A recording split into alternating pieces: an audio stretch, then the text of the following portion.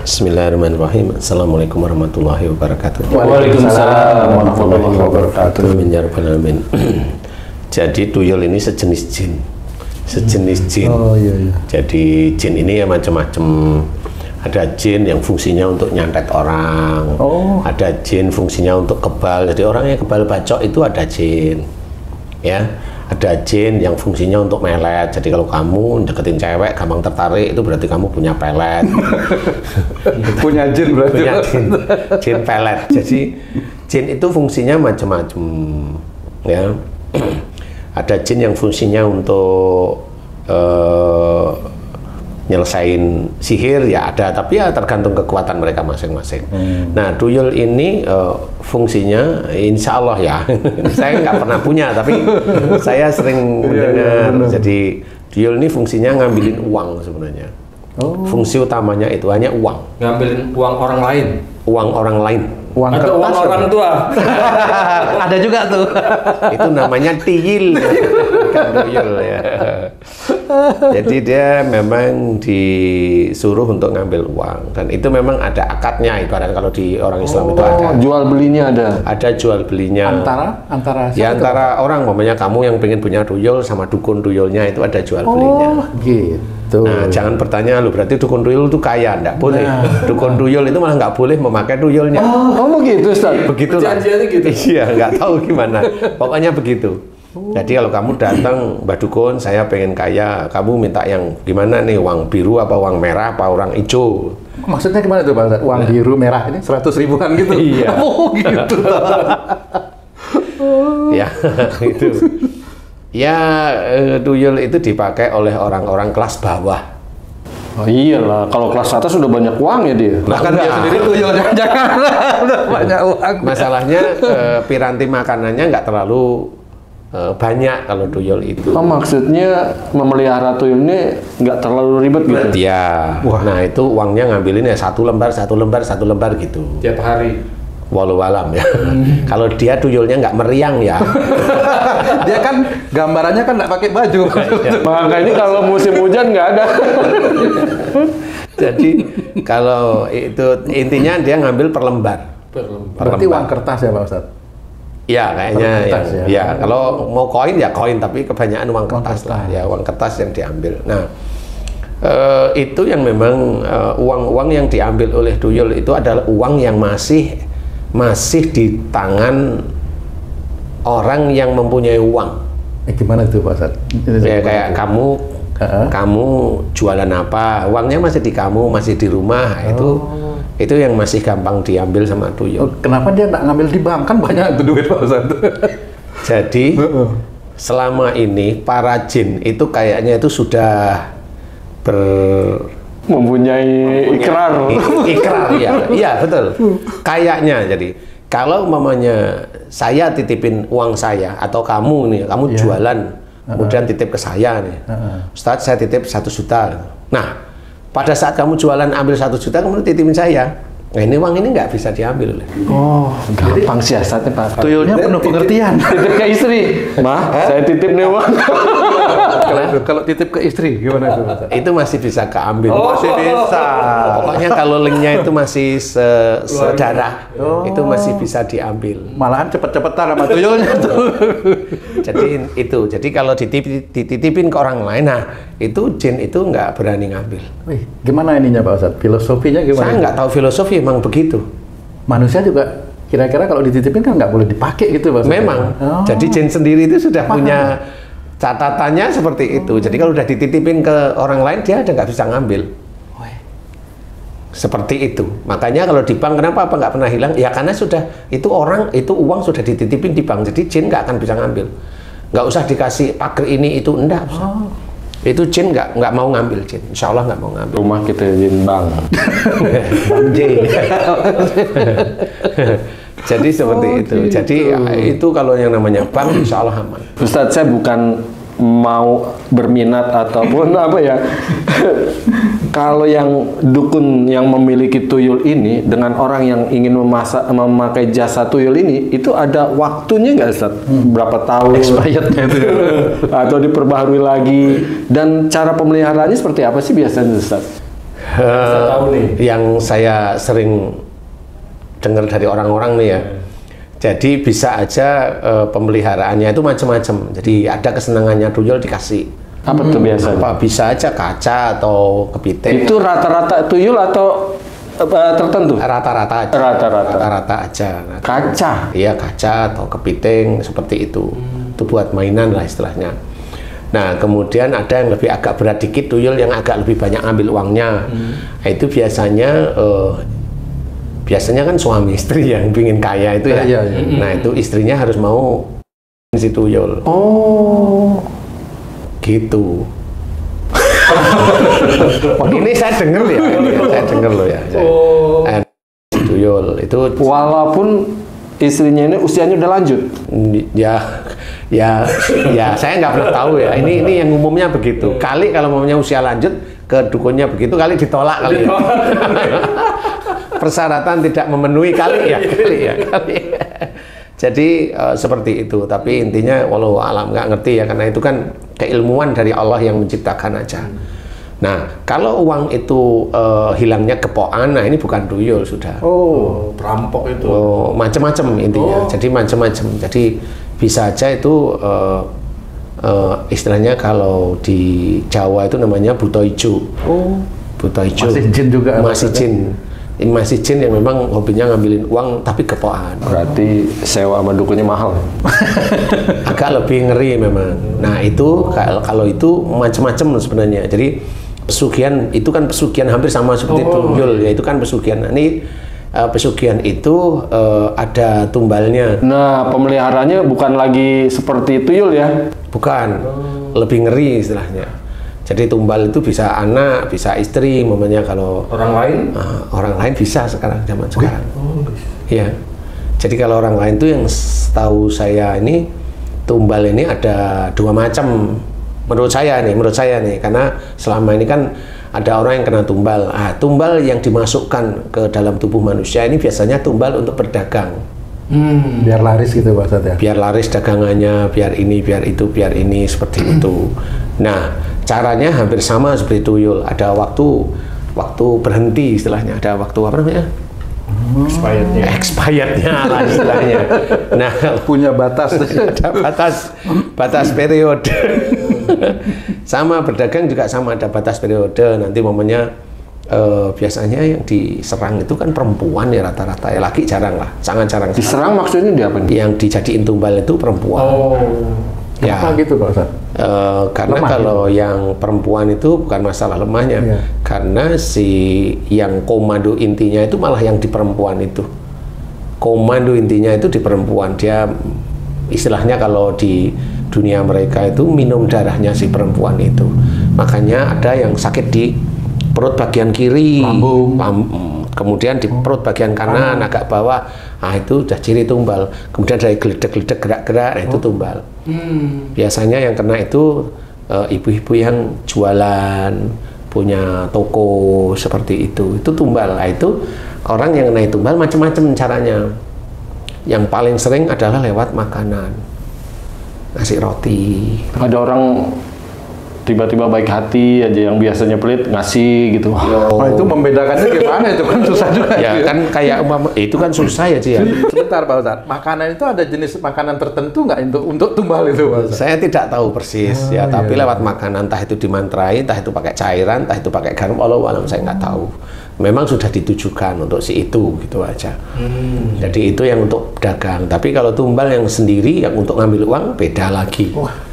Nah Ustadz, dagang nih Ustadz, ada netizen nih nanya ke saya, di warung saya kok saya nyimpen uang orang yang beli-beli kok berkurang terus, apa ada tuyulnya nih gitu. Saya bilang, masa sih zaman sekarang ada tuyul? Tapi kalau di perkotaan isu tersebut tuh udah jarang ya. Ini tinggalnya di agak kampung Ustadz, jadi masih kepercayaan hal itu agak tinggi gitu Ustadz. Kalau pedagang itu apanya yang Ustadz bilang tadi uang haram itu gimana caranya? Jadi kalau pedagang itu kan biasanya ada kesalahan ucap dalam berdagang. Umpamanya umpamanya ditawar nih sama pembeli nih, harga 100.000, dagang apa 100.000 ya? Umpamanya dagang ini berapa? 20.000, ini 10.000 deh. Nggak boleh ini, ini kulakannya nggak boleh 10.000 kayak. Padahal dia kulakan kan 9.000 atau 9.500. Nah, kalimat itu yang menjadikan nanti kalau itu transaksi beneran itu ada yang haram di uangnya itu. Pedagang kecil pun kalau misalnya orang beli misalnya permen nih, harganya 2.000 gitu ya. Ditawar 1.000, ini belanjanya aja nggak dapet 1.000 gitu, padahal dia belanjanya kurang dari 1.000, itu juga seperti itu? Sama. Karena dia berbohong? Iya, berbohong. Dan itu uang yang diterima itu menurut tuyul itu ada gambarnya, ada warnanya yang itu yang boleh diambil. Punya kode sendiri dia, punya kode. Itu haram, itu mereka tahu ini uang yang memang boleh saya ambil. Jadi tapi ini kan tuyul beneran loh ya, tapi kan kalau di warung walau alam nggak ngerti ya, di warung itu kan siapa aja kan nggak tahu. Iya, ya, bisa orang, bisa anaknya, bisa saudaranya, kan seperti itu. Ya, jadi contoh uang teman-teman yang dagang kenapa gampang? Karena ada kalimat yang kadang-kadang kesleo. Pada saat dagang itu ada kalimat-kalimat yang kesleo. Nah, kesleo itu kayak tadi, ini kulakannya aja nggak boleh, itu kesleo namanya. Itu di titik itu hartanya itu ada yang ya istilahnya kalau uang itu ada tanda merah, sehingga itu punya haknya para tuyul untuk diambil istilahnya seperti itu. Jadi bagaimana kita harus hati-hati? Ya memang yang tidak disukai oleh Allah Ta'ala itu kan sebenarnya pasar, bukan di pasar itu sesuatu yang diharamkan semuanya, enggak juga sih. Tempat yang buruk ya. Karena Iya, tempat banyak orang yang melebih-lebihkan. Ya semuanya lah seperti itu. Ya di budaya setan itu di daerah situ ya. Nah cuma caranya bagaimana? Ya kita Muslim, kemudian kita dagang, jujur aja nggak ada masalah. Jujur itu ada di hadapan Allah. Jadi persoalan kita itu sudah dagang, umpama kita itu umpamanya benar-benar serius nih, kita jualan. Ditanya ini harganya berapa, 12.000, udah ini 9.000, Bu ini kulakannya 10.000, saya ambil cuma 2.000 aja. Alah masa nggak boleh 9.000, padahal dia memang benar kulakannya 10.000. Ya nggak apa-apa, tinggal itu mau dikasih 9.000 atau tetap di 10.000 itu kan terserah yang penjualnya, tapi dia sudah jujur. Momennya yang beli tetap nggak percaya, ya monggo, nggak ada masalah. Tapi sudah jujur di hadapan Allah Ta'ala. Benar-benar kulakannya di titik itu. Kalau belum diizinkan laku hari itu, ya nggak usah gerutu, nggak usah protes. Memang itulah cara Allah menguji hamba-hambanya. Nah, yang hal tersebut nggak usah takut dengan rezeki Allah. Yang penting kita sudah jujur. Kemudian jangan pakai penglaris, karena pakai penglaris itu tetap itu ada jin. Tapi ada loh ilmu yang dipergunakan oleh orang itu ngambilnya gebokan beneran. Serius. Sejenis jin? Iya memang itu jin. Jadi orang-orang yang mempunyai ilmu rantai babi itu bisa dipakai untuk nyuri. Bisa dipakai untuk nyuri. Mahal nih biaya. Bukan tuyul ya Pak Ustadz ya? Bukan. Itu orangnya langsung atau gimana itu? Orangnya langsung yang memakai. Orangnya langsung memakai alat rantai babi itu. Tadi dimasukin ke kepala atau ke tangan seperti itu bisa hilang, kemudian dia ngambil dia. Itu uang di bank juga bisa diambil sama dia? Enggak. Oh tetap nggak bisa. Uang di bank nggak bisa. Ustadz nih kalau ada yang dengar nyari rantai babi gimana? Ya pasti ketipu dia. Karena banyak yang jual. Di Shopee aja banyak rantai babi. Tapi itu kan palsu. Karena rantai babi itu adalah benda dari dunia jin. Insya Allah seperti itu. Jadi kita orang Muslim nggak boleh. Tapi kasat mata benda itu. Kan kayak gelas seperti ini. Katanya kalau dipakai itu udah hilang aja orangnya. Itu juga untuk ada rentalnya juga mendukung Ustaz? Ada biasanya dipinjemin. Jadi mamanya Haji punya rantai babi, tung pinjem. Iya ada. Ada biayanya. Ada biayanya. Nanti kalau untung dibagi juga sama. Itu ada perjanjian ya? Ada lah. Nggak boleh hilang patung. Tetap hilang lagi. Biasanya gitu. Jadi rantai babi itu selain untuk kebal bacok itu dia bisa untuk menghilang. Cuma kalau rantai babi itu satu, dia nggak bisa nyebrang kali, udah itu aja. Gimana itu, Pak? Maksudnya gimana? Dia di depan kali langsung kelihatan aja langsung. Kenapa begitu? Nggak tahu saya. Ini kan jenis Di depan kali dia bisa, walaupun udah pakai kelihatan udah besar gitu ya, 5 meter, 6 meter udah nggak bisa nyebrang. Tapi kalau comberan 1 meter, 1,5 meter masih berani ya. Seperti celeng lah, gimana sih ya? Oh iya. Kali celengnya itu takut ada buaya kali ya di kali itu. Kali ya. Jinnya. Takut dia, ya. Tapi itu ini hanya macam-macam jin. Caranya gimana untuk menghindar? Itu tadi cara mencari rezeki yang halal. Itu yang kita kerjakan sehingga uang kita itu memang diizinkan baik di hadapan Allah Ta'ala sehingga makhluk-makhluk seperti itu tidak bisa ngambil. Berarti melihara tuyul, makai rantai babi, musyrik gitu. Musyrik. Sirik malah ya. Mintanya sirik, ngelakuinya musyrik. Janganlah dilakukan seperti itu. Nah, sebenarnya banyak uang-uang beredar di dunia mereka banyak. Tapi jangan ikutan seperti itu. Uang beneran itu, Pak Ustadz ya? Kali ya, tapi emang uang beneran aja. Nggak ada percetakan uang mereka, ya uang manusia juga. Tapi memang benar uangnya manusia, ada yang khusus yang Buto Ijo yang ngambil taruh di kerajaannya. Nah, nanti itu juga dia yang jadi jadi alat untuk orang yang minta tumbal seperti itu. Ya ada akadnya, menurut kita ada perjanjiannya, ya ada perjanjiannya antara mereka. Jadi uangnya dikasih, tapi tumbalnya apa seperti itu. Keuntungan dari makhluk itu apa, Ustaz? Senang aja, happy. Insya Allah seperti itu. Ya, bagi istilahnya orang-orang yang mau itu nggak usah. Bagi kita orang Islam, nggak boleh. Ada juga orang yang suka kehilangan perhiasan, Pak Ustadz. Apa itu kerjaan tuyul juga itu, Pak Ustadz? Enggak. Oh, beda ya. Enggak. Ada makhluk jin jenis lain, Ustaz? Ada perhiasan itu biasanya genderuwo. Biasanya ini iseng nih genderuwo ini. Untuk dia pakai atau disimpan, Bang? Ditaruh aja genderuwo. Iya, ditaruh aja. Jadi genderuwo. Tapi kalau mamanya di rumah perhiasan disimpan, yang tahu ini kemudian hilang semua. Nah, ini genderuwonya bisa saudaranya sendiri atau anaknya. Atau suaminya sendiri nih. Karena memang ada. Jadi ada cerita. Ini cerita, insya Allah cerita beneran ya. Tapi lingkungan dekat saya nih. Jadi orang tuanya, ibunya itu punya perhiasan nih. Kemudian perhiasan disimpan di tempat yang orang lain tidak tahu. Ya. Kemudian hilang.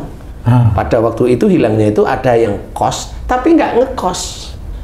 Ada yang kos, tapi tidak ngekos. Nggak ngekos maksudnya nggak bayar? Pura-pura ngekos Pura-pura gitu. aja cari kos-kosan. Oh gitu. Ya. Nah, habis itunya nggak jadi ngekos kan. Kemudian pergi. Nah, berapa hari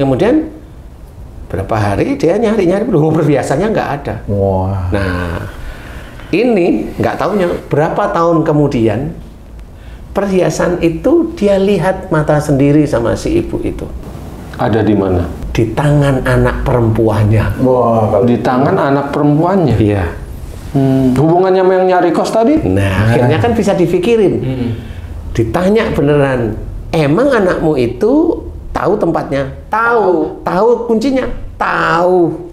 Makanya orang yang pura-pura ngekos itu memang kong kali kong dengan anak perempuannya, pura-pura cari kos. Orang dua kesannya suami istri, yang satu itu istrinya itu diajak ngomong, yang satu memang cari tempatnya, kuncinya sudah ada, dikunci, selesai. memang mau maling. Memang mau nyuri. Dan itu ibu itu shock sekali setelah tahu gelangnya dia itu yang pakai anaknya. Dia menyesal sekali pada waktu itu. Menyesal kenapa? Menyesal kenapa anak perempuanku yang nyuri gitu. Padahal ibu itu juga cerita ke anak perempuannya ya yang sabar katanya begitu. Nggak taunya memang dia yang nyuri. Jadi sampai sampai sekarang saya lihat ibu itu meninggal, ya anak perempuannya masih aja seperti itu. Karena ini dengar kabar, karena ini orang-orang dekat lah istilahnya. Jadi itu genderuwonya anaknya sendiri gitu. menjelma ya walau alam, tapi ya, ceritanya insya Allah seperti itu. Jadi intinya kalau ingin nggak diambil tuyul atau nggak carilah rezeki yang halal, udah itu aja.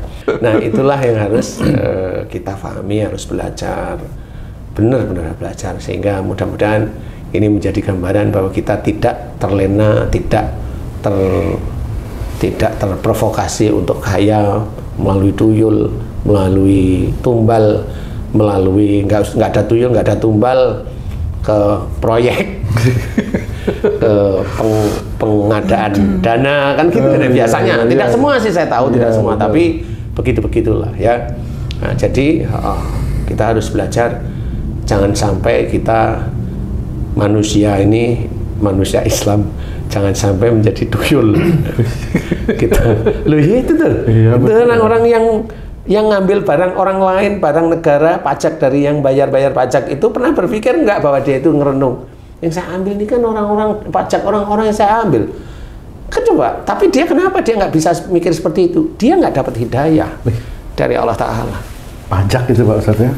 Iya, dia harusnya kan mikir sampai segitu harusnya. Jadi belajar untuk menjadi orang yang takwa kepada Allah Ta'ala. Jadi jangan menginginkan tuyul atau menginginkan penglaris atau menginginkan tumbal, jangan. Karena kalau seorang itu melakukan penglaris, dia kalau melakukan terus-menerus, insya Allah ibadahnya tidak diterima dan dia masuk neraka pasti. Jadi yang masuk neraka itu adalah orang-orang yang kafir, orang yang bukan Islam, dan orang yang musyrik, pasti masuk neraka kekal. Jadi jangan melakukan kemusyrikan, mau penglaris, mau pelet, mau tuyul, mau apa tadi, mau buto hijau, itu apa namanya, tumbal dan sebagainya, jangan. Bekerjalah karena Allah Ta'ala, awali dengan bismillah, selesai dengan alhamdulillah. Biarkan Allah yang mengatur rezeki kita. Mudah-mudahan manfaat. Wallahu a'lam.